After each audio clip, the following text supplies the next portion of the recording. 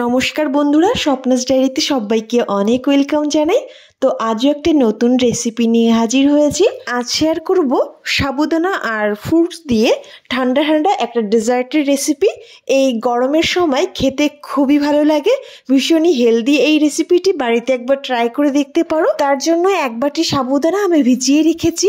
জলের পরিমাণ সাবু যতটা আছে ততটা নিয়েই কিন্তু ভিজিয়ে রাখতে হবে। আর অন্যদিকে দেখো আমি কিছু ফল কেটে নিয়েছি, আর ফলগুলো এরকম ছোট ছোট করে কেটে নিয়েছি। আর অন্যদিকে 500 গ্রাম দুধ আমি বেশ ঘন করে জাল করে নিয়েছি।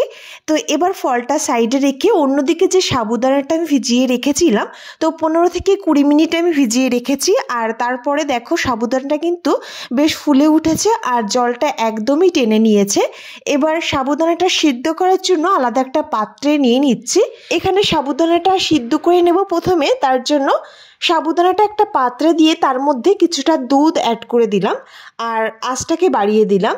তো দেখো বেশ কিন্তু জাল উঠে গেছে, আর খুব বেশি সময় জাল করার একদমই প্রয়োজন নেই।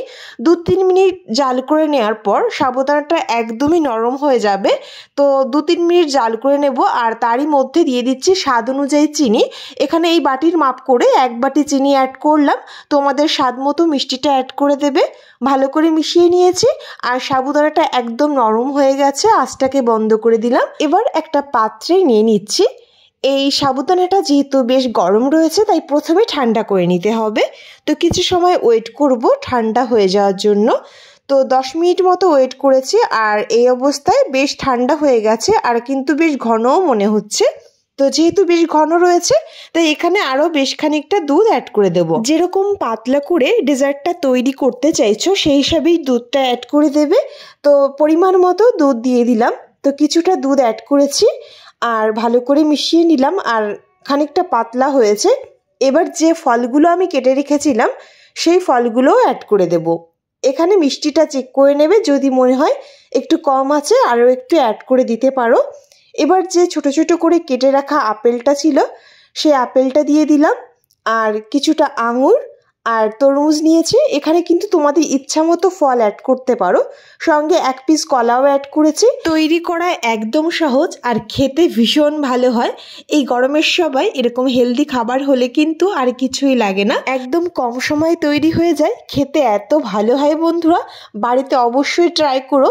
ব্রেকফাস্টে, ডিনারে বা লাঞ্চে যে কোনো সময় তৈরি করে নেওয়া যায়। তো বেশি একটু ঘনই মনে হচ্ছে, দুধটা আরও একটু লাগবে তাই আরও কিছুটা অ্যাড করলাম। তোমরা যেরকম দুধের পরিমাণ দিতে চাইছো সেই হিসাবেই পাতলা করে নিতে পারো। তো আমি এর থেকে আর বেশি পাতলা করছি না। তো এই অবস্থায় কিন্তু ভালো করে মিশিয়ে নিলাম। আর আমাদের ডেজার্ট চাইলে 10 মিনিট ফ্রিজে রেখে সার্ভ করে নিতে পারো। খেতে এত ভালো হয় বন্ধুরা, বাড়িতে অবশ্যই ট্রাই করো আর আমাকে কমেন্টে জানিও তোমাদের কেমন লাগলো। একদম সহজ এবং সিম্পল রেসিপি, খেতে দুর্দান্ত হয়। বাড়িতে অবশ্যই ট্রাই করো বন্ধুরা আর আমাকে কমেন্টে জানিও তো কেমন লাগলো এই ছোট্ট রেসিপিটি। অবশ্যই বলো, ভালো লাগলে পাশে থেকো বন্ধুরা। তো আজ এই পর্যন্তই রেসিপিটি শেষ করছি। দেখা হবে নেক্সট কোনো নতুন রেসিপি নিয়ে। খুব ভালো থেকো তোমরা, সুস্থ থেকো।